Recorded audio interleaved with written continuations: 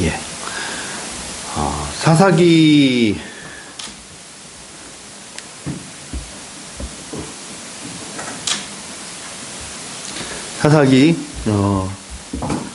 우리가 이제 5장 이제 뒷부분을 이제 보게 되는데요. 이 사사기를 하면서 한국의 상황을 이제 생각하지 않을 수가 없습니다. 왜냐하면 한국의 기독교의 모습이라는 것이 도무지 말이 안 되는 상황이기 때문에 그렇습니다. 이게 뭐 말을 어떻게 할 수가 없는 상황입니다. 이건 어쩔 수 없이 이제 사사기의 상황과 맞물려 있기 때문에 이 한국 기독교의 역사와 상황을 설명하지 않을 수 없겠는데요. 한국 기독교회는 이제 군사 쿠데타 세력에게 축복을 하면서 많은 정치적인 혜택과 이득을 보기 시작했죠. 그것으로 말미암아서 이른바 부흥의 시대를 맞이해서 1000만 성도, 뭐 나중엔 1200만 성도, 뭐 이런 얘기까지 할 수 있을 만큼 4천만 인구 중에서 4분의 1이 기독교인이다. 이렇게 이야기할 4명 중 1명이 기독교인이었던 시대가 이제 도래했습니다. 어마어마한 일이고 세계 역사에서도 이렇게 빠른 부흥과 이제 거대한 부흥이라는 것을 찾아볼 수 없을 만큼 강력했죠. 그 증거물로 내세우는 것이 세계에서 가장 큰 예배당이라는 것이 몇 개가 한국에 있는 그런 상황까지 됐습니다. 몇천 명, 뭐 몇만 명 모이는 건 일도 아닌 그런 한국교회가 됐습니다. 이것의 근간이 하나님의 은혜이지만 또 이 정치적인 상황 속에서 군사 쿠데타 세력과 이제 이렇게 야합해서 얻은 결과물의 하나이기도 했습니다. 꼭 그렇다고만 말할 수 없는 것이 이제 사회 전반에 그런 군사 쿠데타 세력의 영향과 이익이 없는 어떤 데에서도 이제 복음의 부흥이 많이 일어났기 때문에 꼭 그것으로 말미암아서만 그렇게 됐다 할 수는 없습니다만은, 그러나 이 거대한 뭐 설명할 수 없을 만큼 큰 부흥이라는 것은 거기에 기대해 있습니다. 그리고 그러한 자기들의 힘이 얼마나 강력한지를 확인하고 또 세상 앞에 명확히 드러내서 보여준 것이 이명박 장로 대통령을 만들어낸 능력이죠. 그러면서 그때부터 한국 기독교회는 자기들이 주류 세력이다라는 것을 아주 확고하게 인식하고 나갔습니다. 그 어간에 어떤 세미나에 가서 제가 그 존경하는 몇 안 되는 큰 교회 목사님 중에 몇 안 되는 목사님이 세미나 중에서 그런 말씀을 하셨어요. 한국 기독교회가 이제 주류가 됐다. 주류가 됐는데 그 주류가 된 상황에서 굳이 주변부로 갈 필요는 없지만 주변부를 살피는 눈을 가져야 된다. 이렇게 말씀을 하셨습니다. 제가 그 얘기를 딱 듣는 순간 이건 뭔가 잘못됐다라고 생각했습니다. 뭐냐 하면 거기에서 한국 기독교회가 복음이 그 사회의 주류가 되면 문제가 있기 때문에 굳이 주류가 아닌 주변부로 나가는 노력을 어떻게 할 것이냐를 고민하고 이야기해야 되는 겁니다. 왜냐하면 복음이 기독교가 사회의 주류가 되면 세상이 좋아질 거다, 문제가 해결될 거다라는 생각은 이미 역사적으로 심판을 받은 내용이란 말이에요. 그 언제 중세 천년을 기독교회가 잡고 주름 잡고 끌고 왔습니다. 그런데 그 중세 천년을 대부분의 사람들은 암흑기라고 부른다고요. 그리고 인류는 그 천년 동안의 기독교의 이 준동에서부터 벗어나고자 하는 또 천년을 보내고 있는 중이란 말입니다.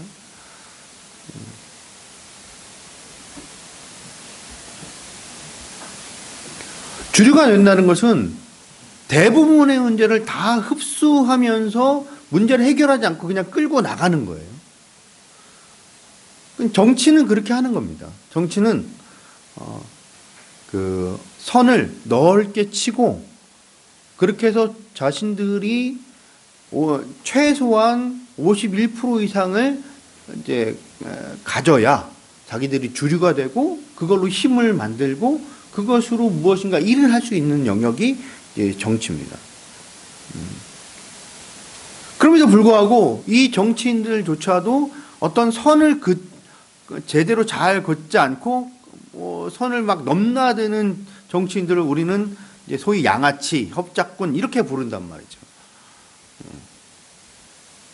그냥 무조건 숫자를 많게 만들겠다는 그런 생각 속에서 할 수는 없는 일이에요.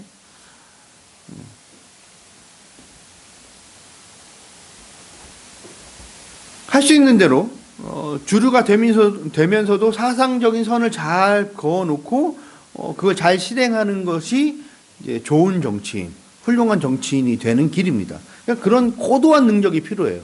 어디에 선을 그어야 내가 어디까지 타협해서 어디를 선을 그어야 51%를 만들고 그것으로 자기가 주도해서 세상을 좋게 만들 것이냐를 늘 생각하고 그것을 해내는 능력을 가져야 그게 제대로 된 정치인, 좋은 정치인이 되는 것입니다.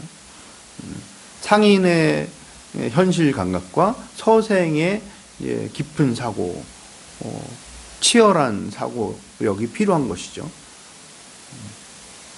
근데 반면에 기독교는 그 시대와 같이 가야 하는 것은 정치랑 비슷합니다만은 그런데 언제라도 타협할 수 없는 것은 그리스도의 십자가 대속의 죽음이라는 것이 이제 이 세상을 위하는 것이고 이것은 타협할 수 없다는 것.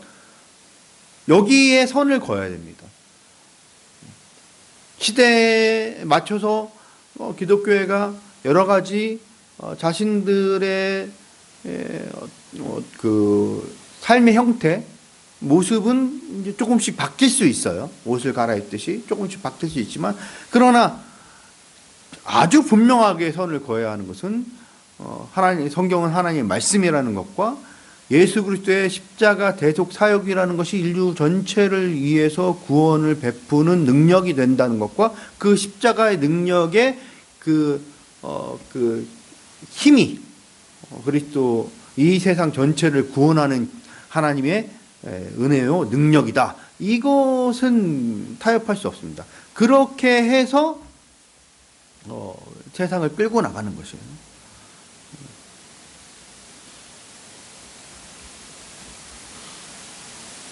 그렇기 때문에 한편으로는 이 세상의 주류가 될 수 없는 태생적 한계를 갖는 겁니다.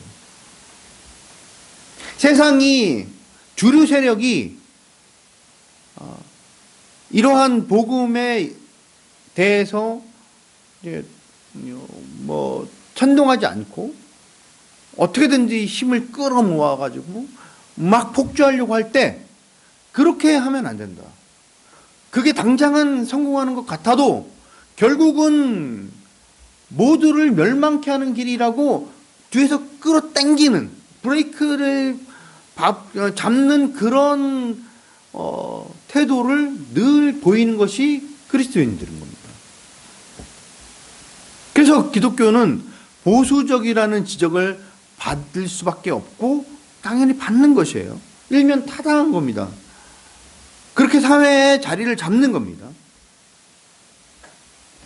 그러면서도 사상적으로는 세상이 받아들일 수 없는 그러한 급진적이고 극단적이고 혁명적인 그런 생각. 힘으로 세상을 장악하는 것이 승리하는 것이 아니라 십자가에 달려서 죽으심으로 세상을 구원하고 승리한다고 하는, 세상은 도무지 받아들일 수 없고 도무지 이해하거나 납득할 수 없는 사상으로 세상 앞에 다가서는 겁니다. 도무지 받을 수 없다. 이 이야기는 도무지 우리가 따를 수 없다. 라고 다 도망가는 거예요. 예수님 시대에 예수님을 따르던 모든 사람들에게 예수님께서 내가 하늘의 떡이다. 나를 먹지 않고서는 너네는 나를 따를 수 없다. 이 말씀에 따르던 무리들이 한 번에 썰물 빠지서 쑥 다 빠져나가는 거예요. 이게 바로 예수님께서 당신이 주류가 되려고 하실 때에 하셨던 행동이란 말이에요. 어려운 말씀은 다 쫓아내는 거예요. 막 몇천 명이 예수님을 쫓아다닌 거예요. 오병이어의 기적을 맛본 다음에 사람들이 예수님을 왕으로 섬기고 나가려고, 즉 주류적인 성공한 정치인을 만들려고 무수히 많은 사람들이 오자 예수님께서 막 도망가셨단 말이에요. 물을 건너서 도망갔잖아요. 걸어서. 그랬더니 이 사람들이 예수님이 어딘지 막 수소문해서 막 쫓아다녔잖아요. 우리가 복음서 하면서 다 봤죠. 쫓아왔어요. 거기에 대해서 예수님께서 떨궈내려고 했는데 안 떨궈 나가니까 아주 복음의 핵심적인 이야기를 던지시는 겁니다. 나를 먹지 않고서는, 나의 살과 피를 먹지 않고서는 나를 따를 수 없다. 나의 죽음을 너희가 받아들이지 않고서는 너네는 도무지 나를 따라오는 것이 아니다. 내 제자가 될 수 없다. 이 말씀으로 다 쫓아내심으로써 주류에서 주변부로 가시는 것이죠. 소돔과 고모라에서 의인 10명을 찾으셨습니다. 그 의인 10명은 사상적으로 철학적으로는 여호와 하나님을 섬기는 자들이었겠지만 문화적으로는 지체되어 있는 것처럼 보이는, 유행을 제대로 따라가지 못하는 사람들로 여겨졌을 겁니다. 성경의 안에서 우리가 읽어낼 수 있듯이 거기서는 대유행이 됐던 게 뭐냐면 이제 동성애였단 말이에요. 아주 대유행해서 대부분의 사람들이 결혼하고 그러고서 살았겠지만, 이성애를 가지고서 결혼하고 살았겠지만, 또 한편으로 즐기기 위해서 동성애를 하고 있던 사람들이 낯선 사람이 오자 야 쟤들이랑도 한번 놀아보자 이렇게 생각하고 쫓아왔던 겁니다. 문화적으로는 굉장히 지체되어 있는 모습처럼 보이는 사람들이 의인 10명에 해당되는 거예요. 그 시대에 아이고 저렇게 고리타분하기는, 이런 이야기를 듣는 겁니다. 이렇게 그리스도인은 사상적으로, 철학적으로, 내용적으로는 굉장히 급진적인 것 같지만 문화적인 형태에서는 고리타분하다고 보일 수밖에 없는 그런 모습, 이중적인 모습, 모순적인 모습을 띠고 있는 겁니다. 그런데 이런 기독교가 주류가 될 수 없죠. 근데 주류가 됐다라고 하면 기독교의 복음이 변질됐거나 아니면 정치 세력화됐거나 아니면 둘 다가 되는 겁니다.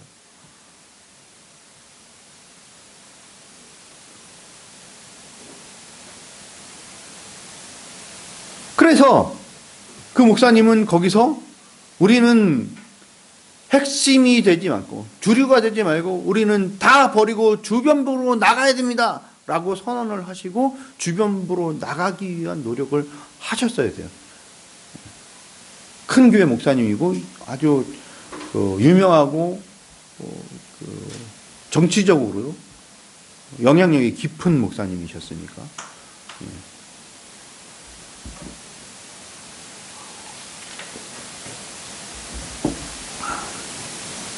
예수님이 하셨던 것처럼 했어야 돼요. 쫓아내야죠. 복음의 진정한 말씀을 가지고 쫓아오는 자들을 쫓아내야 돼요. 그렇게 해서 기독교 안에 들어와서 자라고 있는 그 정치 세력화된 자들과 어떻게 결별해 나갈 것이냐.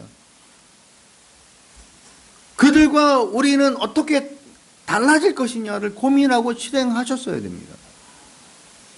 근데 그렇지 못했고 오히려 숫자가 많아지는 것이 하나님의 은혜다, 하나님의 능력이다, 이렇게 믿고 1000만 성도, 1200만 성도, 대한민국에 그리스도의 계절이 오게 하자, 이런 구호로 막 나갔습니다. 저도 그땐 넉넉히 따라갔던 거죠. 숫자가 느는 것, 교인의 숫자가 느는 것은 분명 하나님의 은혜가 맞습니다만은, 그러나 그것이 목표가 돼서는 안 되는 건데, 그것을 목표로 삼는 유혹을 이겨내지 못하는 겁니다. 그리고 그 유혹에 빠져서 헤매던 결과가 오늘의 한국 기독교회의 모습인 겁니다. 명백히 지금 한국 기독교회는 우상 숭배 중이죠. 어떻게 하냐고요? 그 폭력성을 보십시오. 손에 왕자를 쓴 사람을 끝까지 추종하는 세력, 그게 기독교회의 모습이 많습니다. 지금 그나마 남아있는 그 윤석열에 대한 지지 세력이 기독교회 안에 있는 거예요. 정광훈을 필두로 하는 그러한 광화문 세력, 미국이라는 미국의 성조기를 흔드는 이유가 뭡니까? 거기가 기독교회의 본산지라고 생각했기 때문에 그렇게 흔드는 겁니다. 광화문 집회, 정광훈의 주도, 이 사람들만 기독교회에서 문제가 되는 것이 아니고 그들의 먹잇감이 되고 그들에게 자양분이 되고 있는 모든 걸 지금 한국 기독교회가 다 지금 제공을 하고 있는 겁니다.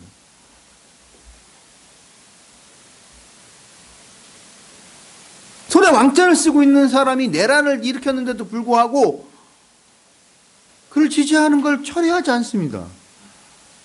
진작에 처리를 했어야죠. 진작에. 아니, 만들지 말았어야죠. 그런데 그렇게 했습니다. 왜요?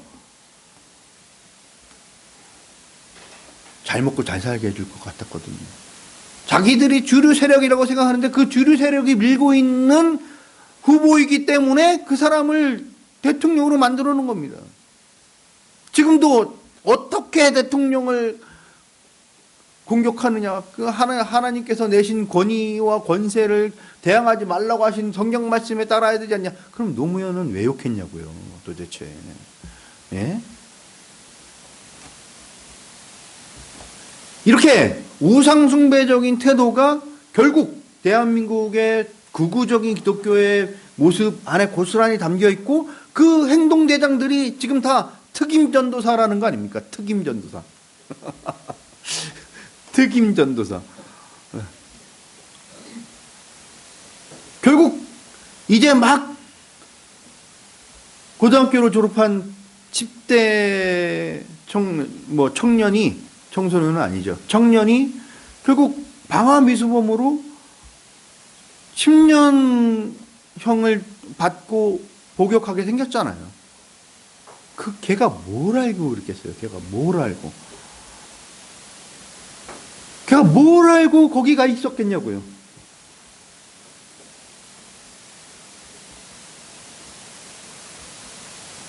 걔가 속해 있던 교회의 책임뿐 아니라 한국 기독교의 전체 책임인 겁니다. 이게 바로 사사기의 모습입니다.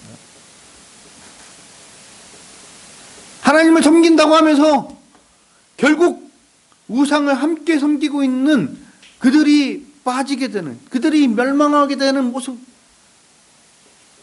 이게 사사기입니다. 그래서 절망스러운 것이 아니라 그래서 소망이 있습니다. 왜냐? 사사기는 멸망에 대한 기록이 아니라 구원에 대한 기록이기 때문에 그렇습니다. 지금 한국 기독교회가 망하고 있지만 그것은 한 시대의 한국 기독교회가 망하고 있는 것뿐입니다. 한국 기독교회가 한 시대에 잠깐 붕괴하는 그런 상황인 겁니다. 결국 이 멸망은 하나님의 구원의 소망을 낳고 하나님의 구원의 역사를 갖게 할 것입니다.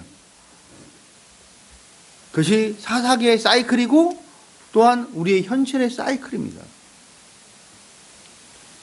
지금 한국기독교회가 주류를 욕심내며 사람들을 많이 끌어모으며 물질적으로 풍요한 세상을 꿈꾸며 그렇게 멸망해 가던, 그렇게 타락해 가던 것들이 이제 서서히 지고 있는 겁니다.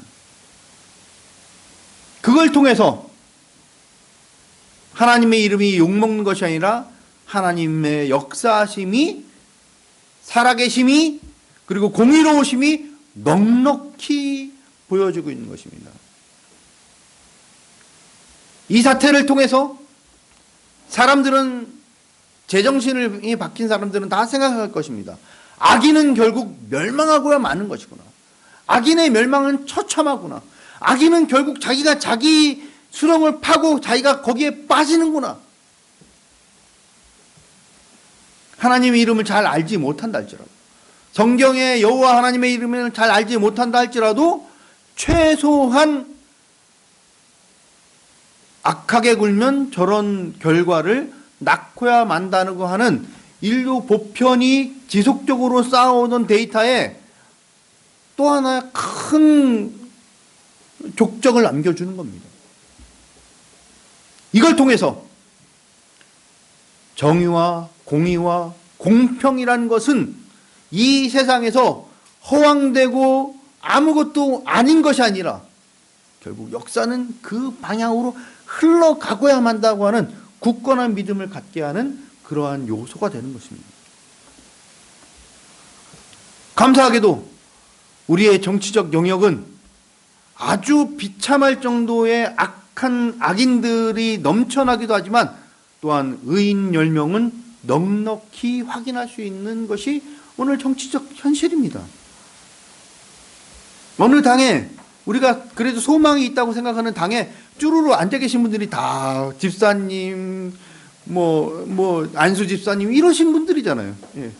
논평을 하면서도 그 악이 있는 곳에 은혜가 넘친다 이런 말씀을 하실 수 있을 만큼 넉넉히 그리스도인들이 의인 10명에 속해서 있다는 사실이 우리에게 또 하나의 소망을 갖게 하는 겁니다. 그리고 이 상황, 이 시대의 이 상황이라는 것을 희망적으로 볼 수 있는 힘을 우리에게 주고 있습니다. 그것이 하나님의 은혜이며 하나님의 구원이라고 우리가 굳건히 믿을 수 있다는 것이죠. 오늘 본문의 내용과 이제 연결해서 살펴보자면, 오늘 본문의 내용은 이제 시스라의 최후를 살펴보는 그런 과정으로 갈 겁니다. 시스라는 이제 패배를 하고 이제 도망을 가죠. 그러다가 이제 그 여인에 의해서 죽임을 당하는데요. 그 과정이라는 것이 자신이 믿고 있던 것들이 무너지면서 그러면서 멸망을 당합니다. 죽임을 당합니다. 이게 딱 우리 현실과 맞닿아 있죠. 모든 힘과 권력과 능력을 가지고 있다고 믿고 자기 편이라고 생각하는 것들, 생각하는 사람, 생각하는 것들로 인해서 자기가 함정에 빠지고 멸망에 빠지는 그런 상황과 너무나 흡사하게 맞닿고 있는 겁니다.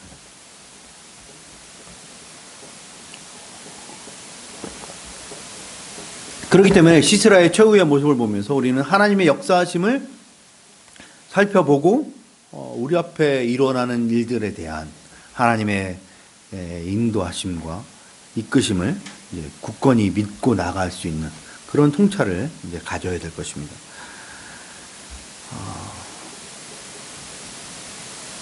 이 현실을 보면서 제 마음속에, 제 머릿속에 떠오른 것은 결국 모세가 홍해 앞에서 외쳤던 그 내용이죠. 출애굽기 14장 13절 14절인데 제가 읽겠습니다. 모세가 백성에게 이르되 너희는 두려워 말고 가만히 서서 여호와께서 오늘 너희를 위하여 행사하시는 구원을 보라. 너희가 오늘 본 애굽 사람을 영원히 다시 보지 아니하리라. 여호와께서 너희를 위하여 싸우시리니 너희는 가만히 있을지니라. 가만히 우리가 있으면서 이 구원의 역사를 보는 것입니다. 우리가 여의도에 갔던 이유는 힘을 보태서 간 게 아니에요. 우리가 여의도에 갔던 이유는 가만히 보고자, 홍해가 갈라지는 모습을, 그리고 홍해가 갈라졌다가 애굽의 군사들을 삼키는 모습을 보기 위해서 그 역사적 현장을 가봤던 겁니다. 우리가 뭐 가서 외친다고 해서 안 쫍니다. 예, 그걸로 쫄지 않아요. 악인들이 그걸로 쫄 것 같으면 그걸 악인이라고 부르지 않습니다. 예, 하나님이 역사하시는 것입니다.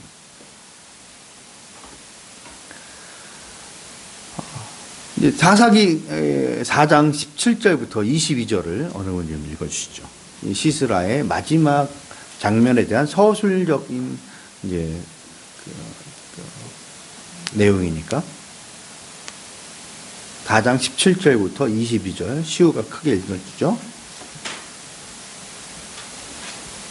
시스라가 걸어서 도망하여 겐사람 헤벨의 아내 야엘의 장막에 이르렀으니 이는 하셀왕 야빈과 겐사람 헤벨의 집 사이에는 화평이 있습니다.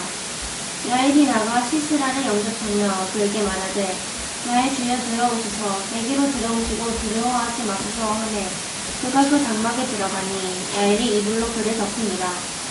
시스라가 그에게 말하되 청하노니 내게 물을 조금 마시게 하라. 내가 목이 마르다 하매 우유 부대를 열어 그에게 마시게 하고 그를 덮으니 그가 또 이르되 장막 문을 했다가 만일 사람이 와서 내게 묻기를 여기 어떤 사람이 있느냐 하거든 너는 없다 하라 하고 그가 급히 잠드니 헤벨의 아내 야엘이 장막 말뚝을 가지고 손에 장막에 들고 그에게로 가만히 가서 말뚝을 그의 관자놀이에 박으매 말뚝이 끝을 고 땅에 박히니 그가 부재하여 죽으니라.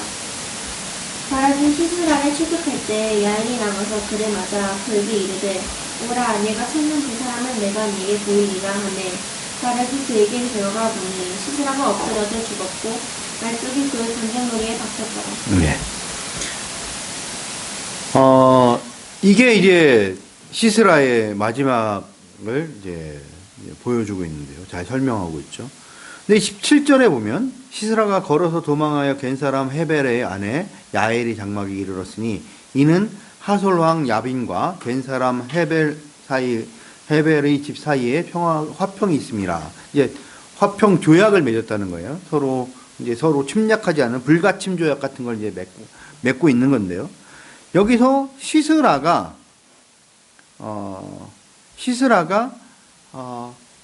겐사람 헤벨의 장막 쪽으로 도망갔다는 것, 이거 되게 중요한 내용입니다.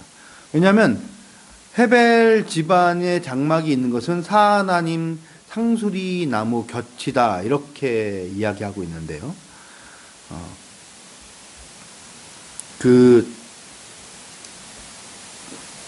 시스라의 본거지이자 시스라의 군대가 도망간 곳은 어디냐 하면 하루셋 학고임이라는 데요. 하루셋 학고임. 그런데 하루셋 이렇게 설명을 하자면 하루셋 학고임은 이쪽 편에 있다고 한다면 지금 여기가 전쟁터고 사하나님 상수리 나무는 여기에 있습니다. 자, 군사들은 다 어디로 도망가냐 하면 군사들은 지금 원래 자기네 본거지인 이제 하루셋 학고임으로 도망을 가고 있는 거예요. 그런데 전쟁터에서 그 반대쪽으로 도망을 가고 있는 겁니다. 그러니까 예상 태각 방향과 반대쪽으로 막 달려가고 있는 겁니다. 머리를 쓴 겁니다. 머리를 써서 그 반대 방향으로 막 도망을 갔고, 그렇기 때문에 야엘이 이 시스라를 처리할 때까지의 그 시간이라는 것이 넉넉했던 거예요. 왜냐하면 바락은 하루셋 탁고임 쪽으로 막 군사들을 쫓아서 갔기 때문에 그쪽 방향으로 가서 이제 전투를 다 벌인 거예요. 그래서 군사들을 다 그쪽으로 끌고 가서 거기서 전투를 벌이고 그랬는데 어라? 이 시스라가 없네? 하고선 이제 추적을 했을 때 아 시스라가 그 반대쪽으로 도망갔다고 하는 보고를 받고 그 불이 나게 쫓아간 겁니다. 그러니까 시스라가 머리를 나름대로 엄청 쓴 거예요. 여기에 와서 야엘의 장막에 도착해서 이제 자기를 숨겨달라고 요청을 하죠. 아까도 얘기했지만 여기는 이제 불가침 조약으로 서로 조약을 맺고 있는 겁니다. 시스라나 이스라엘이나 다 정주하고 있는 그 지역에 머물고 있는 그런 문화를 갖고 있는 그 민족이고 세력이라고 한다면 지금 헤벨의 집안은 유목민이란 말이에요. 그럼 유목민은 어디 가서나 잘 지내야 됩니다. 그렇죠? 그리고 유목민들이 그 당시에 이제 여러 가지 역할을 이제 해주고 있기 때문에 유목민이랑 정주민들도 잘 지낼 필요가 있습니다. 그래서 서로 불가침 조약을 맺는 거예요. 그렇지 않으면 유목민이 어느 날 이제 몰래 기습을 해서 거기를 다 털 수도 있고 반대로 유목민이 이제 거기에 유목민이 어디에 있는데 정주하고 있던 세력이 이들을 칠 수도 있잖아요. 그러니까 서로 불가침 조약을 맺어놓고 평화롭게 잘 지내고 있는 거야. 그래서 거기로 도망을 한 거예요. 거기에 도망을 하고 그곳에 와서 자기가 최소한 중립지대에 와 있다고 생각하고 마음을 좀 놓은 겁니다.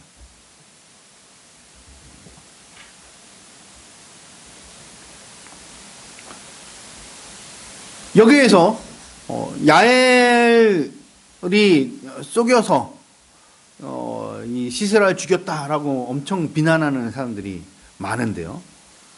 자, 조금만 생각을 해보시죠. 자, 지금 이스라엘과 시스라가 지금 전쟁을 벌이고 있습니다. 근데 헤벨의 집안은 중립적인 입장이에요. 그러면 양쪽이 전쟁을 하고 있는데 시스라랑만 헤벨의 집안이 불가침 조약을 맺고 있는 것이 아니라 이스라엘랑도 불가침 조약을 맺고 있는 거란 말이에요. 심지어 이스라엘은 이제 위로 따져 올라가면 이스라엘과 그러니까 모세의 장인과 연결되어 있는 집안이란 말이에요. 또 여기랑 더 가깝죠. 근데 여기로 도망을 간 것 자체가 심각한 문제입니다. 왜냐면 불가침 조약을 맺고 있는 그런 입장에 서 있는데 둘이 싸우고 있는데 가운데에 있는 사람한테 와서 얘기하면 안 되지. 엄마 아빠 싸우는데 갑자기 애한테 넌 어떻게 생각해? 이러는 순간 애는 어쩌라는 거예요. 엄마가 좋아 아빠가 좋아 이거 묻는 거라잖아요. 어쩌라고요? 더 나가서 자 시스라를 영접하는 사람이 누구예요? 야엘이죠. 여자란 말이에요. 헤벨의 아내란 말이에요. 그럼 남자들은 다 어디 갔을 거예요? 남자들은 거기에 장막을 쳐놓고 그 주변에 계속 양을 치러 다니는 거예요. 다 나가 있는 거예요. 여자 혼자 있는 집에 또 쳐들어온 겁니다. 이 자식이. 네. 얼마나 위협을 받겠어요. 그렇죠? 네. 그리고 더 나가서 20절을 한번 누가 한번 더 읽어주세요. 20절. 내가 또 가로되 장막 문을 쳤다가 많은 사람이 와서 내게 묻기를 여기 어떤 사람이 있느냐 하거든 너는 없다 하라. 예, 불가침 조약을 한참 넘어선 겁니다. 물 한 잔 얻어 먹을 수 있죠. 물 한 잔 얻어 먹을 수 있죠. 근데 물을 나는데 우유를 줬죠. 근데 어쨌든 한 잔 먹었으면 가야죠. 여자 혼자 있는 집에 눌러 앉아서 퍼질러서 주저앉아서 잠을 자요? 이건 있을 수 없는 일입니다. 그리고 여기에 사실 원어상으로도 우리나라 한글도 그렇지만 원어상으로도 이 뉘앙스가 어감이 좀 바뀝니다. 그러니까 그 전까지는 부탁하는 어감이다가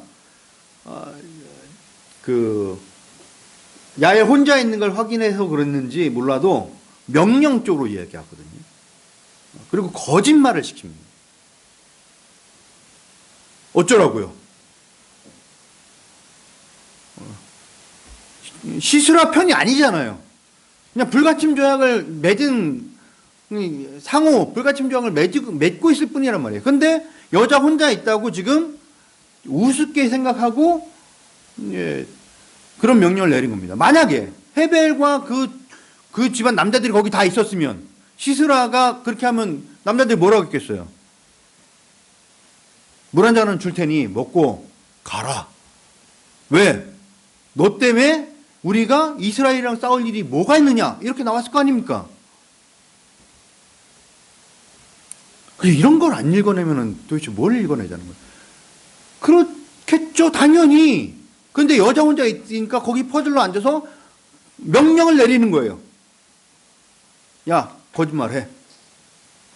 그게 이 집안을 풍비박산을 낼지도 모르는데 지금 양쪽이 목숨을 걸고 싸웁니다.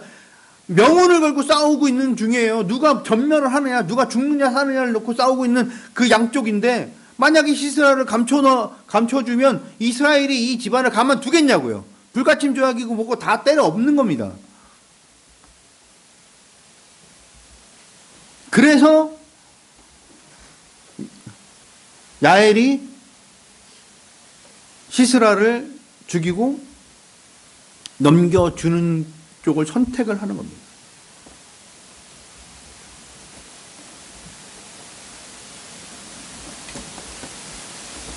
자, 이 전쟁을 서술하면서 저자는 아주 명백히 우리에게 보여주고자 하는 것들이 있어요. 그 중에 하나가 뭐냐 하면, 그 중에 하나가 아니라 그것이 뭐냐 하면, 인간이 기대하고 있는 모든 믿음을 다 부셔버린다는 거예요. 힘, 군사력, 정치력 다 무너지게 되는 거예요.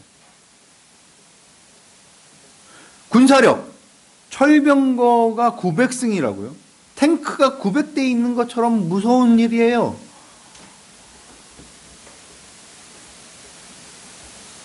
근데 그 철병거가 갑작스런 지진과 폭우로 말미암아서 아무 쓸모가 없어, 쓰잘데기 없어진 거예요.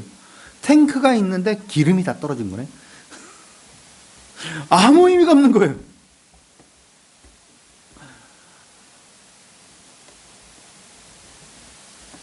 그리고 시스라는 가장 강력한 남성 군인이란 말이죠. 그런데 라피도세 아내 드보라와 장막에 있는 야엘이라는 여인의 손에 의해서 패배하고 죽임을 당하게 됩니다. 생각해 보세요. 저랑 시우랑 싸우면 누가 이기겠어요? 이 얘기를 묻는 거예요. 저랑 시우랑 싸우면 누가 이길까요? 다 제가 이길 거라고 생각하는데 시우가 이겼더라. 이거란 말이에요. 제가 시우랑 싸우려고 가다가 발이 걸려가지고 제가 넘어져가지고선 이제 팔이 부러지고 다리가 부러져가지고선 그래서 시우 꼼짝도 못하니까 시우가 올라타서 때렸다. 이 얘기랑 같은 거예요, 지금. 이해 가시죠? 지금 이 기록이 그렇게 써 있는 거라고요. 불가침 조약 이걸 믿은 거예요, 시스라는. 가면 최소한 거기 중립지대니까 내가 들어가 있으면 그쪽에서 그 이스라엘 군사들이 와서 나를 숨겨달라고 내가 사정을 했을 때 나를 숨겨주면 거기에 중립지대니까 강제적으로 수색할 수는 없겠구나. 그렇잖아요. 강제적으로 수색을 못 하는 거예요. 불가침 조약을 맺고 있는데 거기에 들어가 숨겨줬는데 어떻게 수색을 합니까? 그런 정치적인 조약을 믿고 거기 갔는데 거기서 그 장막 안에서 죽는 거예요.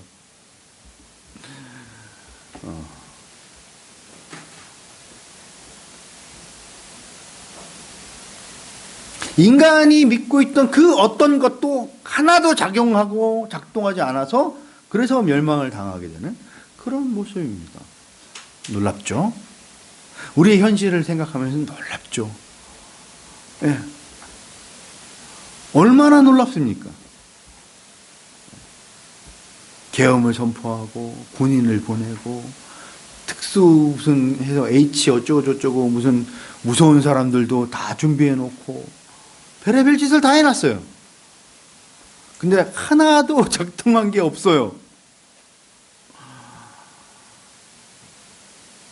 이렇게 악인이 힘쓰고 애쓰는 것을 하나님께서 어떻게 막으시는가? 인간이 기대하고 믿고 나가는 것들에 대해서 하나님께서 당신의 공의를 실현시키시며 이스라엘을 구원하기 위해서 여호와 하나님을 믿는 자들을 구원하기 위해서 어떻게 역사하시는가를 아주 명확히 보여주고자 하는 것이죠. 인간이 믿는 그 어떤 것도 하나님의 역사하심, 하나님의 구원을 막아설 수 없노라 라고 지금 선언하고 계십니다.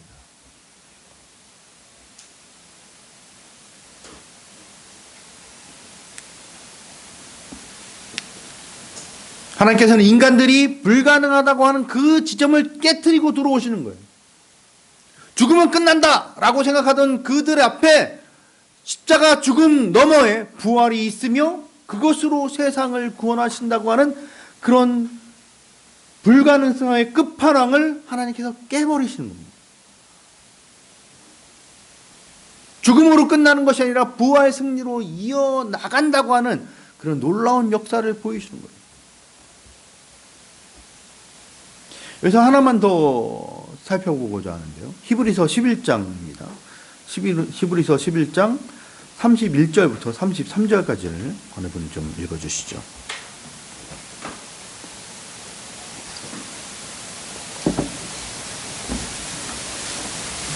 히브리서 11장 31절부터 33절. 믿음으로 기름 나하는 전판군을 평안히 영접하였으므로 승함치 아니한 자와 함께 멸망치 아니하였으나 내가 무슨 말을 더하리요. 기드온, 바락, 삼손, 입다와 다윗과 사무엘과 및 선지자들의 일을 말하려면 내게 시간이 부족하리로다. 저희가 믿음으로 나라들을 이기기도 하며 의를 행하기도 하며 약속을 적기도 하며 사자들의 일을 먹기도 하며. 네, 여기 보면 32절에 보면 내가 무슨 말을 더하리요? 기드온, 바락, 삼손, 입다, 다윗 이렇게 나와요. 근데 기드온도 나오고 바락도 나오고 삼손도 나오고 입다도 나오는데 지금 이 4장과 5장에서 가장 핵심적인 인물이며 가장 위대한 인물은 누구예요? 드보라란 말이에요. 드보라는 빠졌어요. 왜 드보라는 빠져 있고 우리가 4장 5장을 읽으면서 가장 쫄려서 드보라 치맛자락을 붙잡고 절절 매던 남자가 누구예요? 그 바락이란 말이에요. 근데 이 바락이 오히려 여기 들어가 있어요. 그래서 어떤 사람들은 이게 드보라가 빠지고 바락이 들어간 것은 바락이 남자라서 남성 중심적인 기록이다 이렇게 주장하려는 사람도 있어요. 그렇게 보면 언뜻 비슷한 것 같기도 해요. 거기 대부분 남자인데. 근데 그 위에 줄을 제가 읽은 이유가 뭐겠어요? 31절을 읽은 이유가 믿음으로 기생 라합 얘기가 나오잖아요. 여자잖아요. 여자 얘기가 먼저 나와요. 이건 어떻게 설명할 거예요? 그렇기 때문에 여기에 서술되어 있는 것은 믿음의 영웅들이라는 표현을 쓰는데 사실은 믿음의 영웅들이 아닙니다. 믿음의 영웅들이 아니라 믿음을 가진 자들이에요. 정확하게 믿음이 그렇게 세지 않은 사람들이에요. 절대적인 믿음을 소유한 자들이 아니고 이랬다 저랬다 믿어야 되나 말아야 되나 이제 하고 있는 사람들이에요. 다. 나중에 이제 뒤에 가서 기드온 볼 건데요. 기드온만큼 믿음이 흔들린 사람이 없어요. 삼손만큼 얘가 믿음이 있는 거야 싶은 사람이 없어요.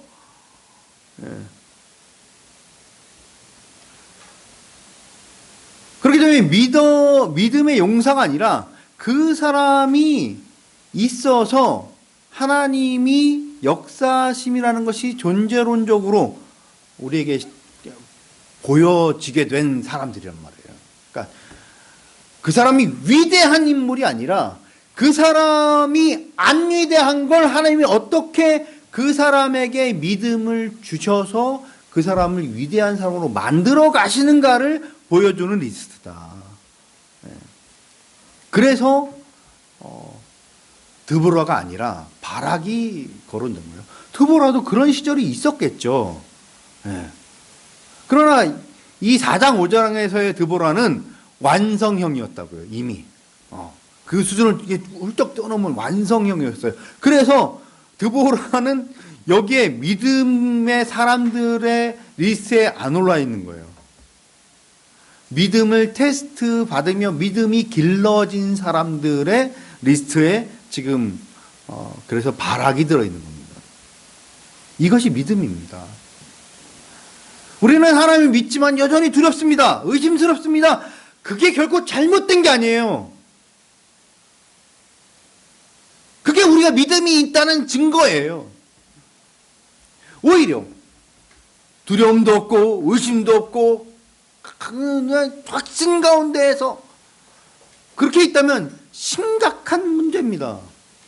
최면이 걸렸거나 정신질환이 있거나 자신을 철저히 속이고 있는 것이죠. 아니, 온 나라 지금 그리스도인들을 놀리고 창피하게 만드는 그런 영상들이 지금 계속 떠돌고 있는데요.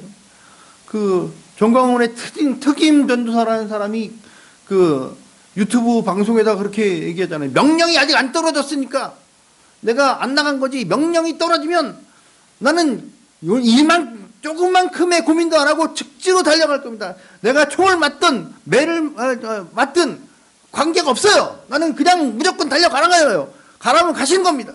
가라고 하시면 갑니다. 그게 바로 정신질환이에요. 그걸 우리는 믿음 있다고 하지 않습니다. 우리의 믿음은요, 의심스러운 겁니다. 우리의 믿음은요, 더 강력한 믿음, 더 나가서 하나님의 치맛자락을 붙잡고 가도 될까요? 같이 안 가시면 못 가겠는데요? 라고 하는 게 그게 믿음이라고요, 그게. 우리는 그래서 날마다 기도가 필요한 겁니다. 하나님께 간구하며 살아가야 됩니다. 두렵고 의심스럽지만 하나님 우리를 구원하시옵소서. 우리의 믿음 없음을 도우소서라고 하는 것 정상적인 겁니다. 저와 여러분은 이런 정상적인 믿음 가운데에서 오늘도 두렵고 의심스럽지만 기도하며 나가는 자들인 겁니다. 기도하시겠습니다. 사랑과 은혜가 많으신 하나님, 이 시대에 예수를 믿는다는 것이 어떤 모습과 의미를 갖고 나가야 할지 참으로 염려되는 가운데 있습니다. 이 땅 위에서 기독교라고 하는 이름이 너무도 창피할 수준에 와 있어서 어찌해야 할 바를 알지 못하겠습니다. 더 굳건한 믿음이라는 것이 더 미쳐있는 사람의 이름이 되고 있는 이 현실을 우리가 살아내야 하옵나이다. 하나님, 저희의 이 현실을 도우소서. 두렵고 떨리는 가운데에서 하나님을 섬겨나가고 있는 저희를 향하여서 하나님의 역사하심을 보이시며 이 어려운 시대를 잘 극복해 나갈 수 있는 은혜를 더하여 주옵소서. 이 모든 말씀 우리 주 예수 그리스도 이름으로 기도드렸사옵나이다. 아멘.